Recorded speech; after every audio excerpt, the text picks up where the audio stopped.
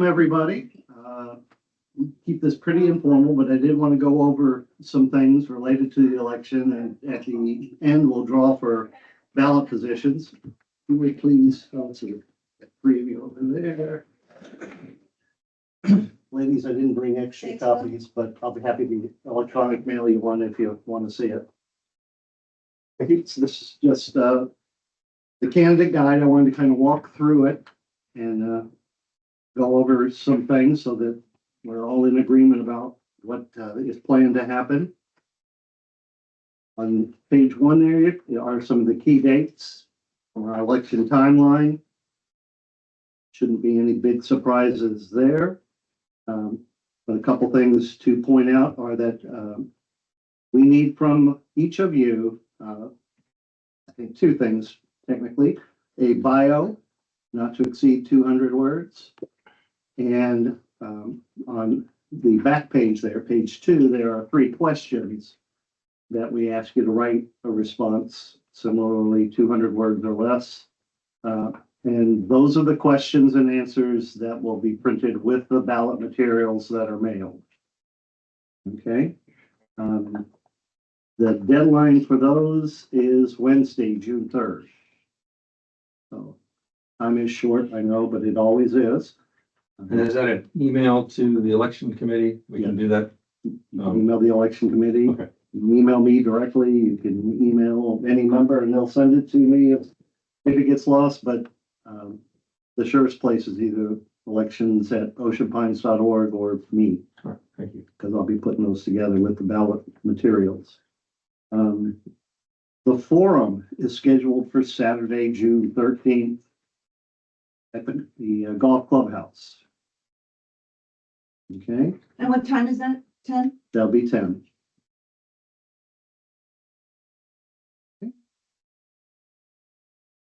Let's see, the contractor is anticipated to mail the ballots on June 22nd. That's the first round of ballots from the list of eligible voters who paid all their dues and gotten off the naughty list.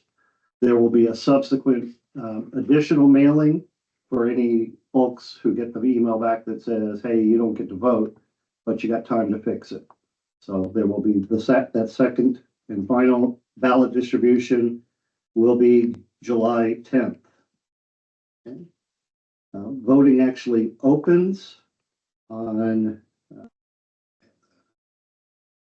June 22nd. June 22nd. There it is. Yep, it's the pink one. I'm looking for a red one. It's gray. And then voting will conclude Wednesday, August 5th at noon. So the ballot box that's in the police lobby will be closed out and shipped off for counting. We do still have a potential problem with ballots getting put in the general election box that's in the parking lot rather than in the police lobby.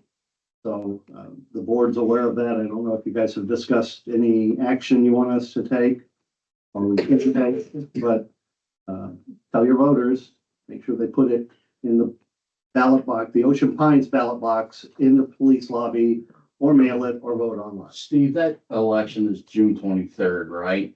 Should we just have it removed off the property or put away? After 23rd. I mean, no, after the, Yeah, no, I don't mean now. anything you can do I mean, to after avoid the- that conflict, I just would, as much as possible, we want to. Who put it there? It's the state of Maryland. County. Yeah. You just put a paper sign on I don't know what the rules are about tampering with ballot box, so I'm a little leary of that. Well, it. we're gonna move it. We're gonna tamper with it. There's no I tampering, no understand. tampering of ballot boxes. In these days and times, I don't want my name in the paper saying that we did anything So- we couldn't do. Rather than us moving it, We're not touching that. should we contact the county? It is what it is, and they'll remove it. We've talked about it at board meetings. We've talked about it in the newspaper. Yeah, So if they put it in there, That's not good. That's their problem. So Sorry. perhaps we could, look into putting an A-frame sign or something beside it. No, we're not putting anything around that box. Okay. There you have it. So somebody puts it in the wrong box, it's their own fault. I guess in our communication that goes out, we need to stress to people to make sure, because there is an election box there, not to confuse it. Well, we have always referred to it as the drop box in the lobby of the police. Yeah, we need to admin stress building. that. So, but we will see what we can do. We'll see what we can do to add that to our communications plan. And we already have. Okay, good, good. Ballot counting is on Friday this year. Again, we moved it one day back to allow time to guarantee that we can get all the ballots to MK to be counted. Last year, we did it on a Thursday. But we want to give ourselves a little extra room. Same procedure, you'll be able to dial in and watch. I promise you, it's quite the boring thing. Bring a book. But in the spirit of transparency, we do that. And the vote results will be announced at the conclusion of counting and formally announced at the board meeting the next day. Please, if you could encourage anybody you talk to about the election, when you encourage them to vote for you, encourage them to show up for the annual meeting so we can ratify the vote in a timely manner and not have to race people up and down across the bridge to come back for an attestation that it all was done correctly. I know you can't control this completely, but do you have a target time for when the ballots would be counted and you would announce the count? Is somewhere, I remember like 5:30, 6 o'clock. It takes almost all day. I think, Right. I think Kenny last year started it at 10 and it was like 4:30 by the time we adjudicated mismarked ballots. Please also, if you're talking to people and encouraging them to vote for you, encourage them to mark the ballot correctly. Yeah. Do not adulterate it in any way. Don't cut the barcodes off, color in the circles, don't make big X's because the machine won't read it. And the last thing we want to do is to disqualify a voter because a ballot was adulterated. So, in the perfect world, everybody submits a ballot, the machine can read, and we don't have any problems, but we don't live in that perfect world. But please tell folks to do it right. If they have comments, they can write the elections committee, they can write the board, they can write to anybody else, but don't put your comments on the ballots, please. So if there's foreign marks on there, they should be eliminated. Yes, they shouldn't, you That should. hasn't really been the past from what I've experienced. In the past, we, Been left up to, and we will make an attempt Thumbs to up, go thumbs through, down. but it's really a committee vote. I'm a stickler.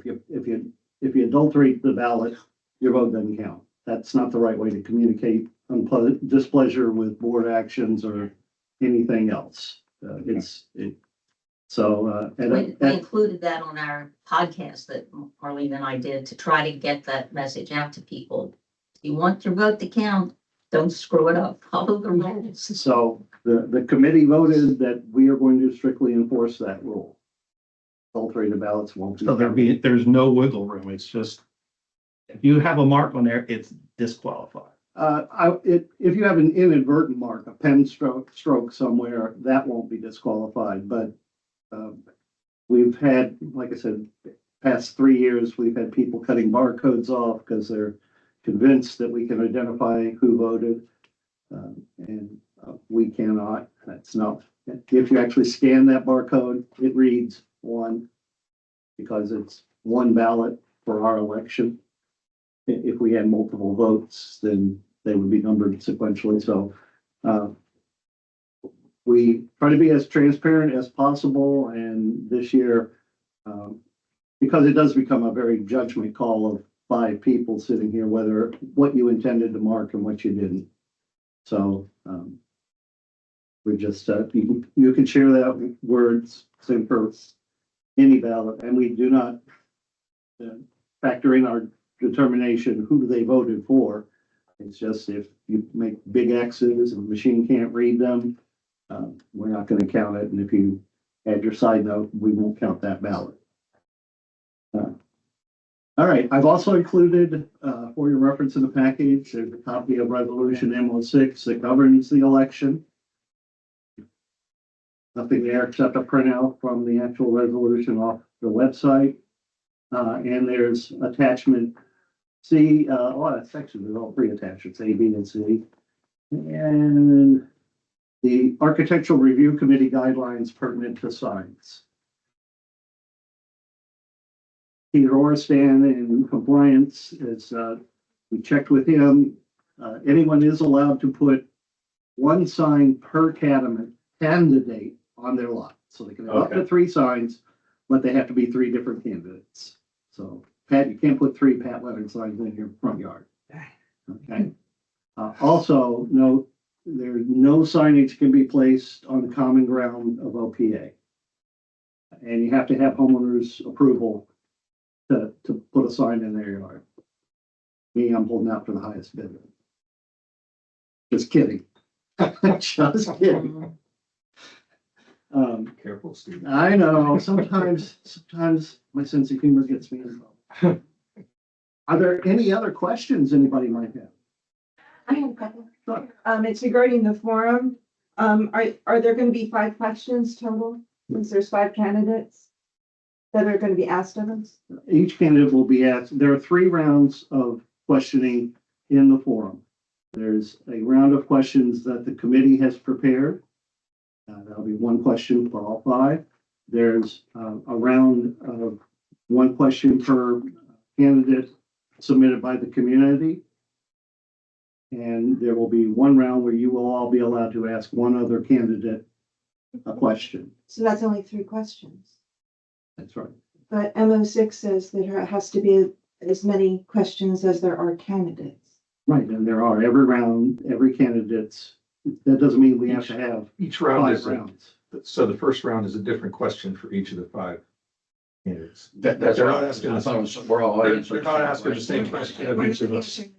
If you remember from, at least what I remember from last year, we kind of, I don't remember if we drew for ours. I knew we drew for we had 17 questions from the community and each of you candidates went and drew a number to get that one. So So we'll only so be that- answering 3 questions. each of us will only be answering 3 questions, but three unique questions. Got it.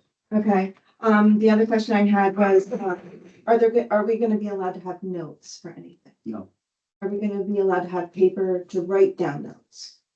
Yes, yeah, that's Okay. reasonable. The questions from the committee particularly are designed to assess the ability to think and communicate on your feet as well as your stand on whatever the question is about. Okay. So that's the reasoning behind it. And then the last question, in the forum was that we can ask another candidate a question. Yes, ma'am. If a candidate has already been asked a question, can they be asked another Yes, question? ma'am.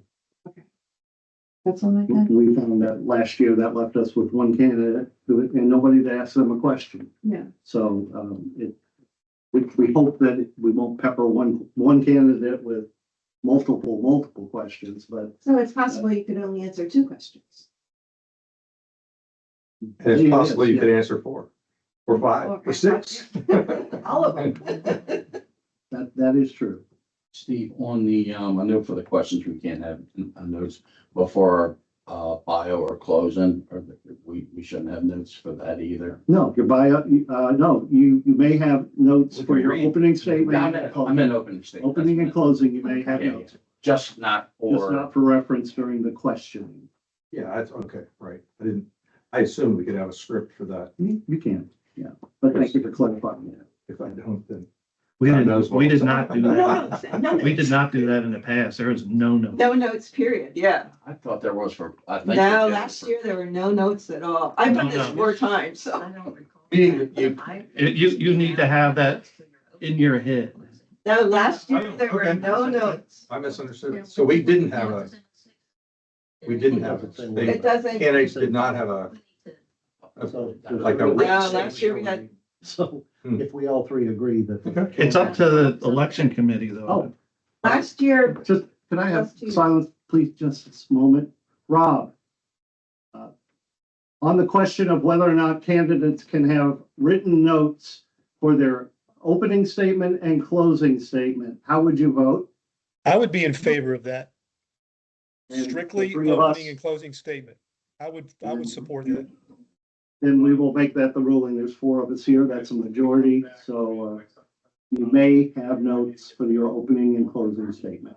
Okay. I just tell you, it's more effective if you're speaking without Yeah. notes. That's just a word of advice from me to you all, but if you need notes, Okay. Anything else? Anybody? Now's the time.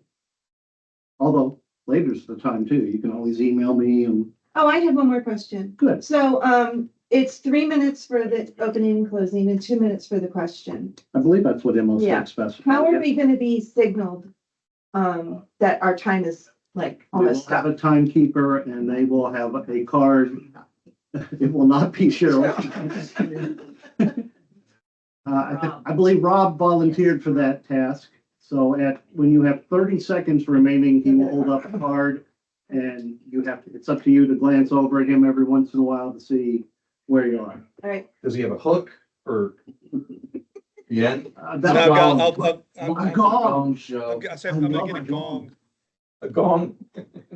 No, we want to be subtle, so that we don't throw you off track when you're speaking. Anything else? I want to thank everybody who's participated in the process in the past, because I think we're getting it down to a science. We've worked through a number of different issues and questions in the past, so, and we are keeping good documentation, so we can hand this off to whatever poor soul steps up next. If there are no other questions, it's hard to. Oh, that's shuffle. right. We gotta do that. Yep. I am. I'm deliberately not looking. Do you see one? Yeah, yeah. Yeah, now. Yeah, now. Need another card. Oh, it's stuck. Okay. Well, now you need to redo it because that's. I saw one too. so. You know, you all could just say, let's go alphabetical order, but. All right. Ms. Brady, here to my right. First. Mr. Leonard, can you reach across there? Which one you want? One in front. We'll slide that down to Mhm. Ms. Peck. And guess what? It's my last one. All right, show your cards. The ace is one, so it's Ms. Peck, Latham, Mr. Pickett, Pat, and Elaine.